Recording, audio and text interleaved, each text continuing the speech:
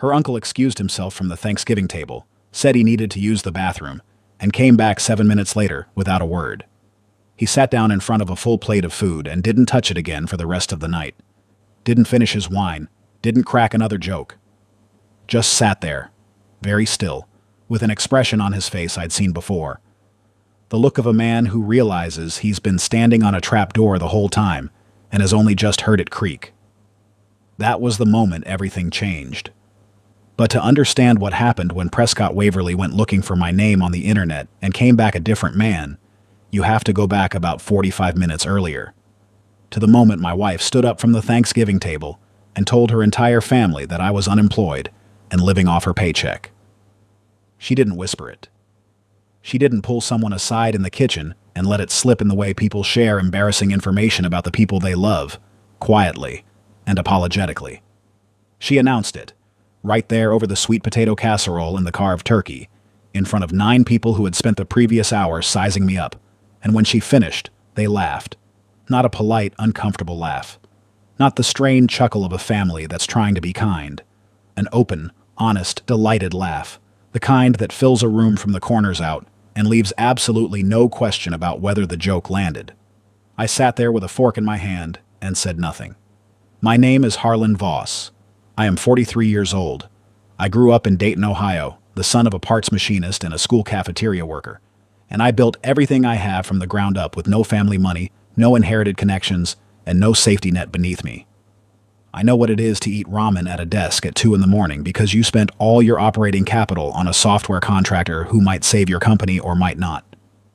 I know what it is to watch your bank balance drop below the number that scares you and keep working anyway because stopping is not something you have been built to do. 3 months before that Thanksgiving dinner in Scottsdale, Arizona, I sold my second company, a data infrastructure firm I had grown from 4 employees in a rented office above a dry cleaner on Henderson Road in Columbus to a team of 61 people across 3 states, for a number that made my attorney, a woman who has handled hundreds of these transactions and has seen every kind of outcome, go quiet on the phone for a long moment before she said very carefully, "Harlan, do you understand what this means for you?" I understood. I also understood that I had not told my wife the full picture of what had happened, and that was a decision I had made deliberately, and I was about to reckon with it in the most public way I could have imagined. Before we continue, subscribe, share a time someone underestimated you in the comments, and like the video if you're enjoying the story. Now let's go back to Scottsdale. I met Cecile Waverly at a business conference in Denver 4 years ago. She was presenting on a consumer branding panel, talking about how mid-sized companies miscommunicate their own identity to the market in ways that compound over time and become structural liabilities. And she was good at it. Precise and funny in the way that signals actual intelligence rather than performance. She had the room's attention without obviously trying to hold it, which is the harder skill. I introduced myself to her afterward, and she shook my hand and said, "I've heard of you. You sold the logistics company." She had done her homework, or she simply remembered things that were worth remembering. Either way, I was interested.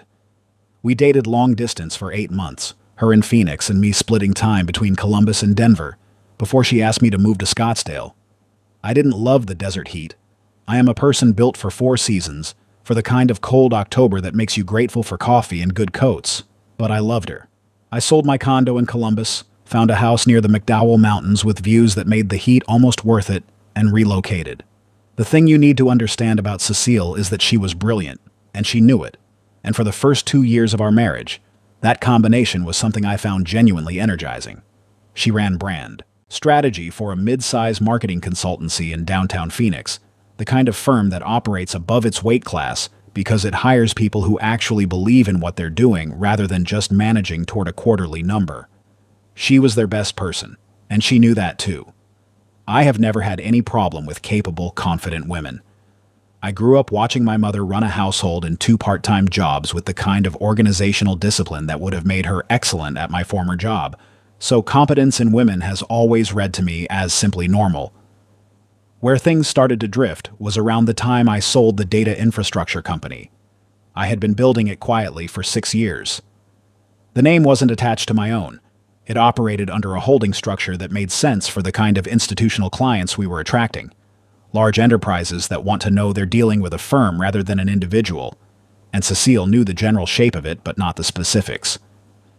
She knew I had a business. She knew it was in data and systems work. She knew it was doing reasonably well. What she did not know, because I had been very deliberate about not foregrounding my financial situation in the early months of our relationship, was the actual scale of it, what it had become, what it would eventually sell for. I had been burned before, not catastrophically. I am not someone whose fundamental trust in people was shattered by a bad experience, but enough to make me careful. There was a person earlier in my life, before Cecile, who shifted orientation the moment she sensed the presence of money. The way she talked to me changed. The way she introduced me changed. I became useful in a different way, a more instrumental way, and once I saw it, I couldn't unsee it. After that, I got into the habit of holding certain information back until I understood who someone was without it. It became reflex. By the time I understood who Cecile was in the ways that mattered most, how she moved through difficulty, how she treated service workers and strangers, how she handled being wrong about something, we were already deep in each other's lives. The right moment for the full financial conversation had never quite arrived, and I had told myself, in the way we tell ourselves convenient things, that I would get there eventually, and there was no urgent reason to rush it. Then the company sold, and I was in an extended transition period, no salary, no active daily income, working through the structural questions of what to do with the proceeds and what I wanted to build next. And from the outside, if you weren't paying close attention, it looked exactly like I wasn't working. Which is the kind of thing that can quietly become the truth that a person builds a story around, if you let enough time pass without correcting it. Cecile wasn't paying close attention. I realized, looking back, that she had stopped paying close attention some months before the sale, and I had been too occupied with the final stages of the transaction to notice. I should have sat her down and laid out the full picture. I know that. I have known it for a while now, and I don't offer what comes next as an excuse for my own silence. But I want you to understand something about why the silence lasted as long as it did, because it matters to the rest of the story.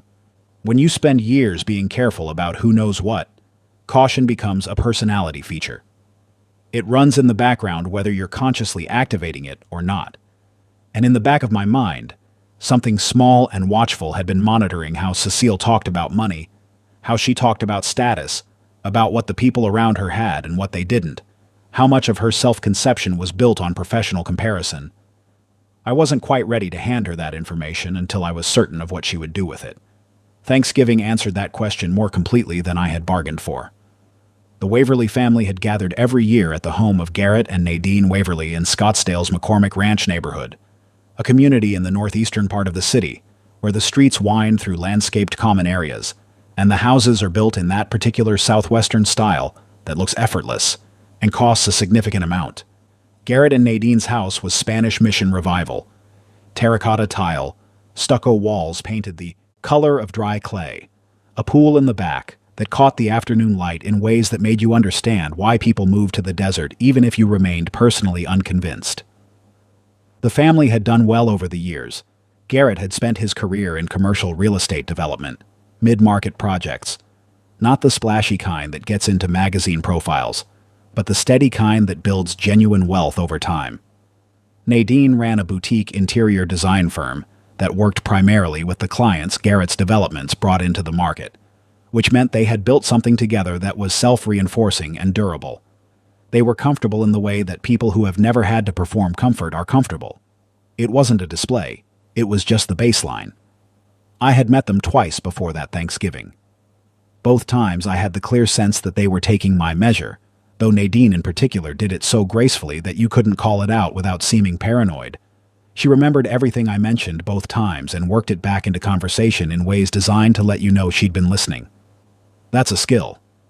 Garrett was quieter, more direct, the kind of man who forms an opinion early and holds it long, but is capable of revising if you give him a reason to. I liked him, in both of our previous meetings, more than he liked me.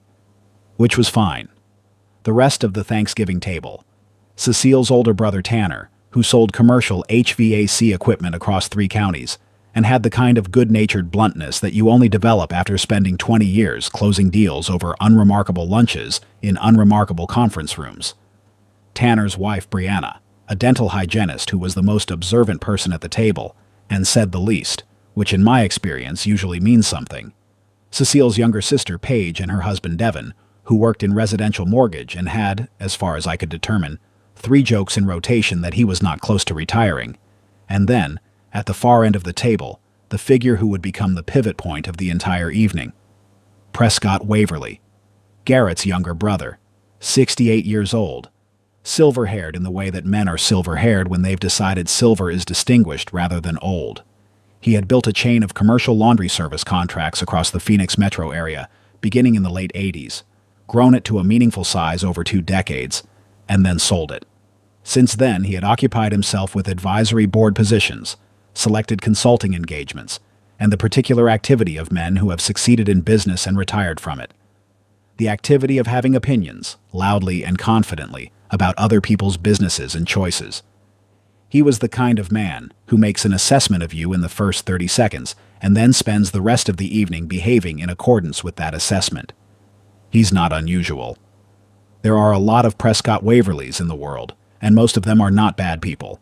They're just people who have been correct about their initial judgments often enough that they've stopped questioning the process. He came at me early, shook my hand with the evaluating grip.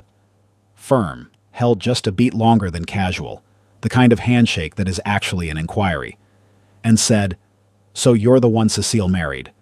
What is it you do?"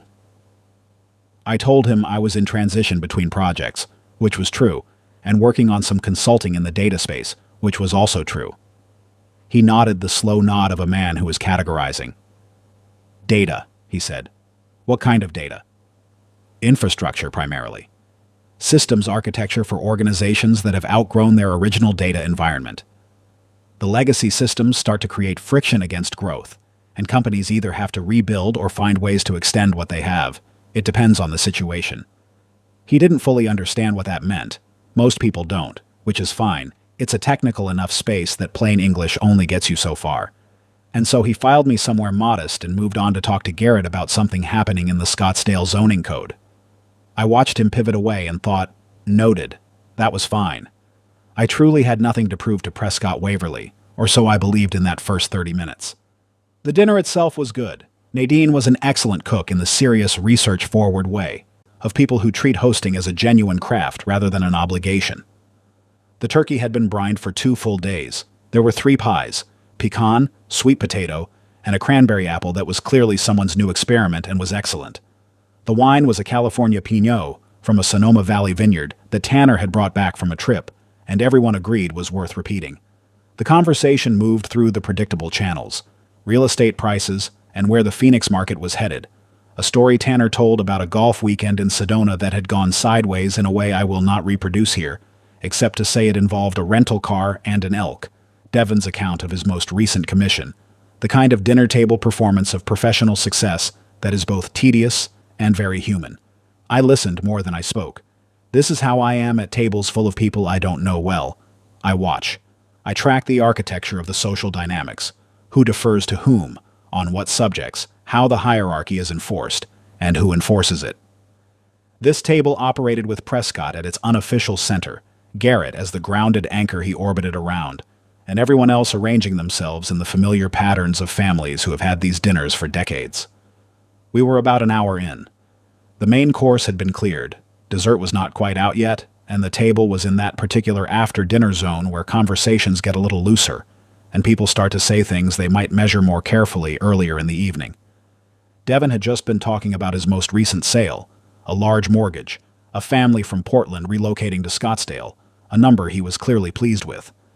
And then Tanner made a joke about the economy and about people who'd been let go and were struggling to land on their feet. It was not a mean joke. It was the kind of joke that lands when everyone at the table is secure enough to find economic fragility in other people, amusing at a comfortable distance. I watched Cecile as Tanner finished the joke. I saw what happened in her body, the almost imperceptible straightening, the slight shift in posture that I knew from years of paying attention to mean she was adjusting to the room. Recalibrating what she was going to say next, she said, "Well, we're We're managing fine. I'm covering everything right now while Harlan figures out his next move. She said it lightly, conversationally, the way you'd mention having picked up the check for a friend who'd had a rough month. Nothing dramatic. Just information, offered as a small and unremarkable fact. The table went briefly quiet in the particular way it goes quiet when something notable has been said in an easy tone. Then Prescott said, from the end of the table, "Figures out his next move?" And there was amusement in it. Not hostile, not mean, just entertained. Like a man who has seen this particular film before and knows how it goes. Cecile laughed. You know how it is. He had some consulting work for a while, but it sort of dried up. These things happen. I need to tell you about what happened inside me when she said that, because it matters to what I did afterward. I didn't go hot with anger. I am not someone who goes hot. I went cold in the particular way I go cold, when something that was unclear becomes suddenly and completely clear. There is a kind of understanding that arrives not like revelation, but like recognition. You were already seeing something, and then the angle shifts slightly, and you understand that you were right about what you were seeing. I understood exactly what Cecile was doing. She was managing the room's perception of herself by locating me below her in the family's estimation. She was spending a version of me, a smaller, more manageable, more socially convenient version, as currency at her family's table, and the transaction was working. Tanner laughed first, then Devon, with the genuine pleasure of someone who has been waiting for someone else to be the butt of the joke, then Paige, following her husband, and then, loudly, with the full, easy permission of someone who considers himself the room's arbiter of what is funny and what is sad, Prescott laughed. "Figures out his next move," Prescott repeated, in the way people repeat something that entertained them. He glanced at me down the length of the table. "What's the plan, Harlan?" I met his eyes. My face was completely still. "Working on a few things," I said. "A few things," he said, in the tone adults use to affirm what a child has said without engaging with it seriously. More laughter. Comfortable laughter. The laughter of a table that has collectively decided it understands a situation. Garrett, to his credit, looked faintly uncomfortable and reached for his wine. Nadine refilled glasses with the precise, gracious efficiency of someone managing the temperature of a room. Brianna said nothing and looked at the table, which I noted and filed. Cecile said nothing. Did not look at me. Did not correct anything. She laughed with the room and reached for her wine glass and moved on to something else. I excused myself about 10 minutes later. Said I needed some air. Walked out through the kitchen and onto the back patio, where the pool sat glassy and still in the November evening, catching the light from the windows in long amber ribbons. I stood there for a few minutes. The air was cool in the way Scottsdale air gets cool in November. Not cold, not the cold I grew up with in Ohio, but something thinner than summer, with actual edges. I went through my options methodically. I could go back in and clarify. I could pull Cecile aside privately and tell her that wasn't okay. I could let it pass, get through the evening, address it at home. Or I could do what I ended up doing, which was return to the table, eat dessert, and let the situation develop on its own. This last option was not passive. I want to be precise about that. It was an active decision, grounded in the same discipline I had applied to every significant negotiation in my business career. When the other party reveals their hand before you have fully committed your own position, you wait. You do not rush to correct them. You do not tip over your cards. You observe. You let the information accumulate until you understand the full shape of what you're dealing with. I went back inside. The pies were out. The coffee was good. Prescott was holding court about a development project near Tempe Town Lake. Something about a mixed-use complex that was having permitting trouble. And everyone was listening in the way people listen when the loudest person at the table is speaking. Nobody noticed that I was watching Prescott in particular, reading the casual certainty of a man who has categorized me correctly and moved on to more interesting subjects. Then Prescott said he needed to use the bathroom. He was gone for what I clocked, without making it obvious that I was clocking it, at approximately 7 minutes. Not 90 seconds. Not 2 minutes. 7. With an intention in it. When he came back, he was different. He stood behind his chair for a moment before sitting down. Just a moment, not long enough for anyone else to register, but long enough for me to see it. His hand rested on the back of the chair, and his eyes moved to me. Not to the table, not to Garrett. Directly to me, with an expression I recognized immediately because I have worn it myself in business meetings when I've just received information that has significantly rearranged my understanding of a situation. He sat down slowly. He looked at his plate. He did not pick up his fork. I did not say anything. I finished my coffee. I listened to Devin say something about the pecan pie. I watched Prescott's stillness in my peripheral vision and waited. He glanced at me again, then at his plate. His pie was untouched. His wine glass sat full. He had come back from the bathroom a different man than the one who had left, and the table could feel it even if nobody could name it. Conversation stumbled slightly. Paige asked him something about his advisory work, and he answered briefly, without his usual elaboration. Nadine looked at him once with a questioning expression, and he met it with a small headshake that meant later. He didn't finish his food. He barely touched the pie. When Nadine offered more coffee, he declined with a wave of his hand that was slightly vague, slightly unfocused, for a man who usually had an opinion about whether he wanted more coffee. He left early, said he had an early morning, hugged Nadine, shook Garrett's hand. When he came around to me, he extended his hand and said, very carefully, "Good meeting you, Harlan." Not the easy, slightly condescending warmth from before. Careful. Measured. The voice of a man who now has different information. "Good to meet you," I said. I shook his hand. He held it a beat longer than before. Then he nodded. A small, precise nod, the kind that carries information in it, and walked toward the door. I watched him go. Then I finished my coffee.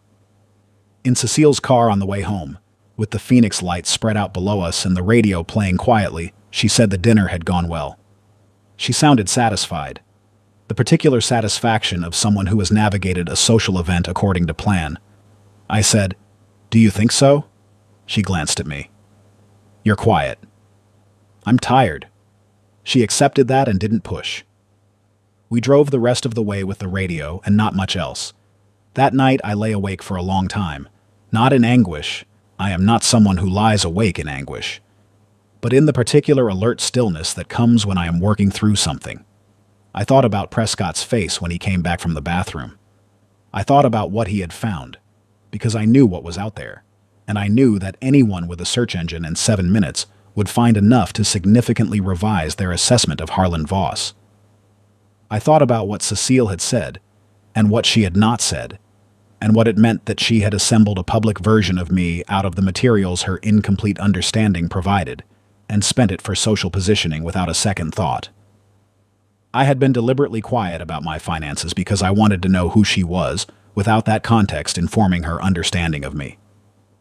I had gotten my answer at the Thanksgiving table in Scottsdale, Arizona, over sweet potato casserole and California Pinot, and it was not the answer I had hoped for.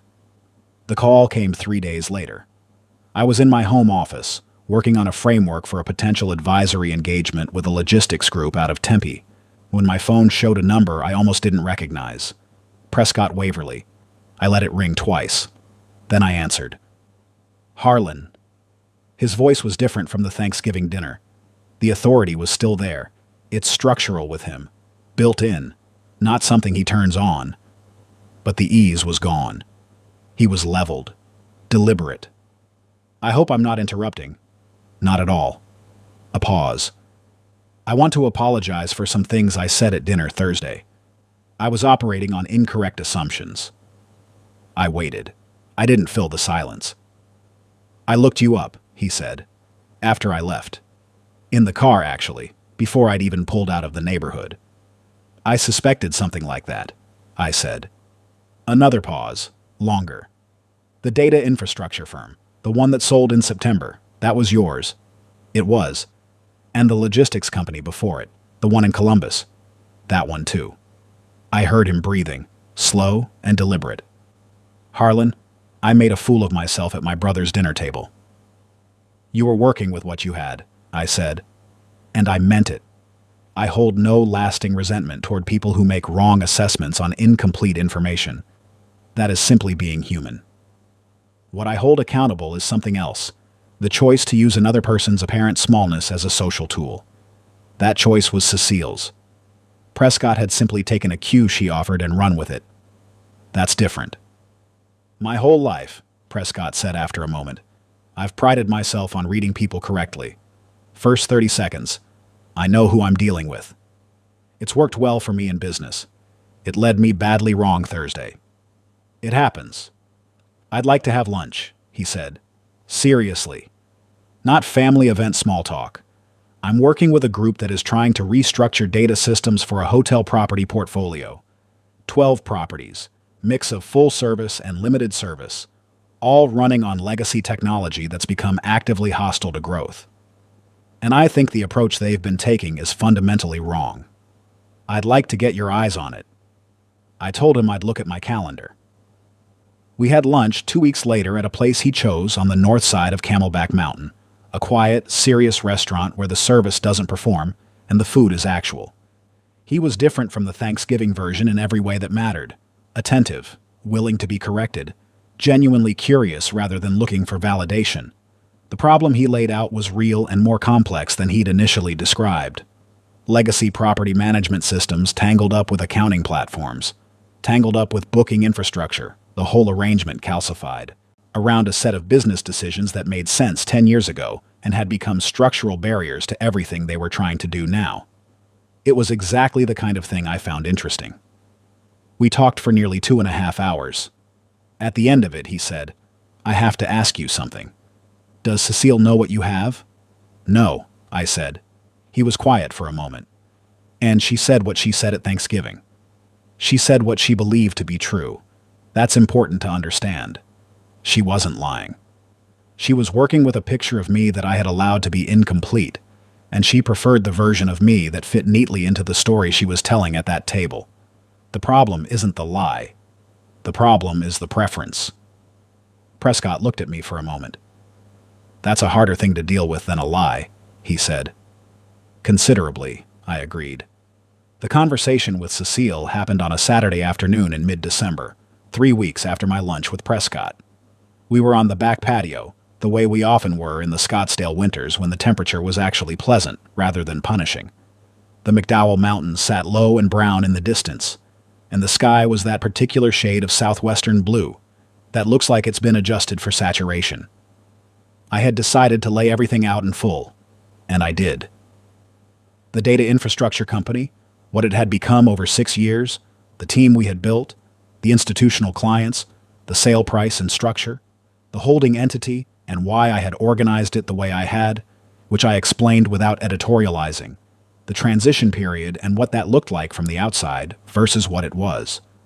All of it, in the order it happened, as clearly as I could present it. Cecile sat still the whole time. She is a smart person, and smart people process information differently than other people. You can see it happen, the slight changes in expression as conclusions arrive and get checked and then integrated. She understood what I was telling her, and more importantly, she understood what it meant for what she had done at Thanksgiving. When I finished, the first thing she said was, "Why didn't you tell me this before? I was trying to understand who you were before I gave you information that would change how you saw me," I said. I've had that experience before. I didn't want to have it again. She sat with that for a moment. And Thanksgiving. You used a version of me, I said, a version you had assembled out of what was available. And you spent it in front of your family to position yourself. And they laughed. And you let them. And you laughed with them. I didn't think it would. I know you didn't. That's part of what I've been sitting with. Silence. The mountains in the distance. The pool making its small mechanical sounds. Prescott called you, she said. Not a question. She had pieced it together. He did. What did he say? He apologized. He also described a consulting problem he's been working through and asked for my perspective, which I gave him. She looked at me with something I couldn't entirely read. Some mixture of embarrassment and a deeper kind of reckoning. The kind that goes past this particular situation into the habits and needs that produced it. I've been saying this to people, she said quietly. Not just at Thanksgiving. To my friends. To people at work. That you were between things and I was carrying it for now. I waited. I needed to be the capable one, she said. After my last relationship, after the way that ended, I needed to be the person who had it together. And with you being quiet about what was actually happening, it was easy to tell the story that made me look like I was carrying both of us. She stopped. Then, that's not an excuse. No, I said. It isn't. But it's useful to know. I want to tell you what I actually did with all of this, because this is the part that matters most, and it is not what you might expect if you are accustomed to a certain kind of story. I did not blow the situation up. I did not call the family and announce the correction. I did not engineer a second Thanksgiving-style reveal. I am genuinely not interested in theater. Theater is for people who want the story to be about the moment of revelation, the climactic scene, the public reckoning. I wanted something that lasted longer than a scene. Cecile went to therapy. I did not suggest it. She asked me if I had a recommendation, which told me something that mattered, and I gave her one. The therapist she connected with in Phoenix was a woman named Dr. Sandra Aldridge, who worked with exactly the kind of pattern Cecile had identified in herself. The compulsive management of perception, the way status anxiety produces behavior that is genuinely hurtful, even when the person producing it is not genuinely malicious. Cecile came back from the first few sessions looking different, not fixed, changed. There is a difference, and the difference matters. We had dinner with Garrett and Nadine in February, at their house in McCormick Ranch. Not a dramatic dinner. A quiet one, over food Nadine made, and wine Garrett had been holding on to.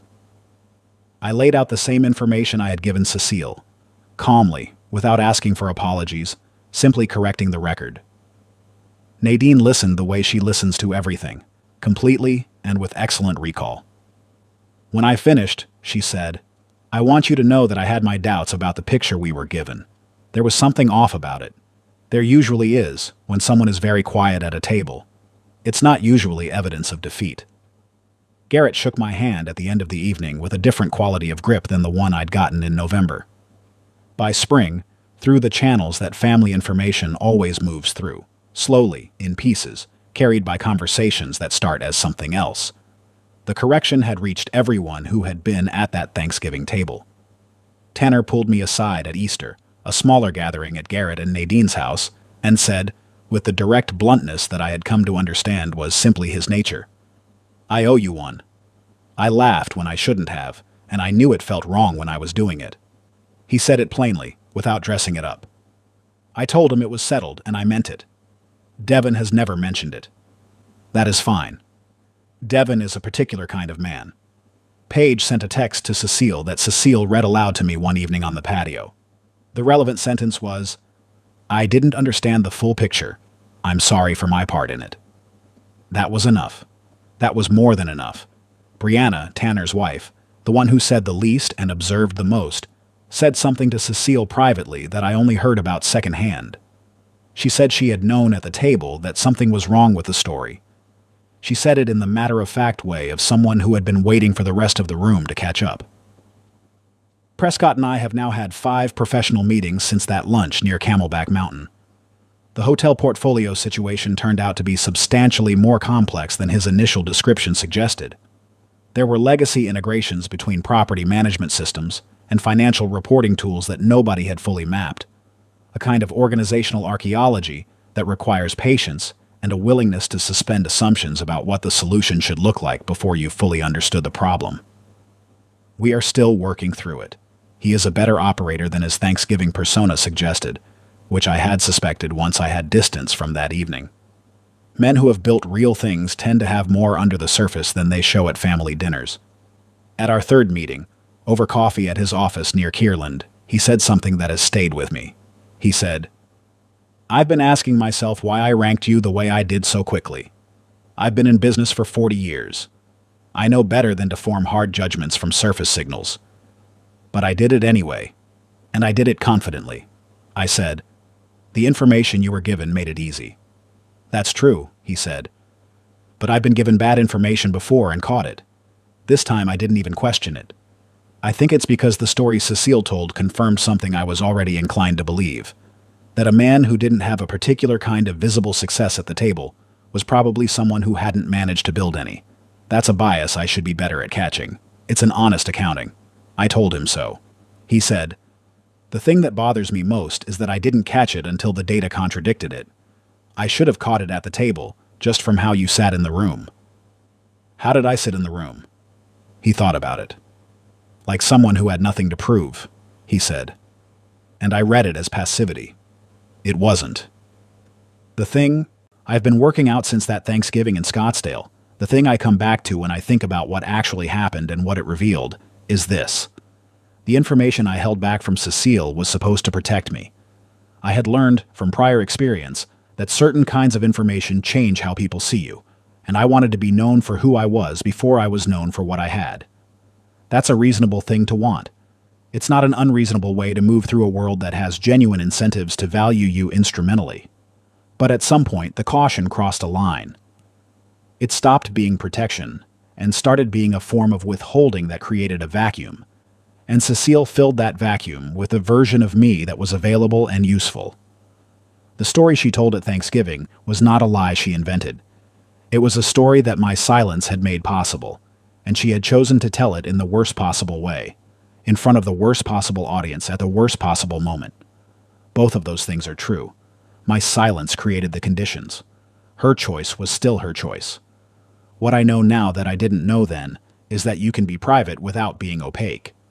Those are not the same thing, even though they can look the same from the outside. Privacy is choosing what to share and when, based on what the relationship can hold and what trust has been established. Opacity is building a wall around yourself and expecting the people on the other side of it to wait indefinitely without filling in the blank spaces themselves. I had been opaque when I thought I was being private, and the Thanksgiving table was where I found out the difference. Cecile and I are still together. We are not the people we were at that dinner. We are better at the truth now, both of us, in ways that were uncomfortable to arrive at, and that I would not trade for the easier version of the marriage we might have continued to have. The house near the McDowell Mountains is still ours. The pool still catches the afternoon light.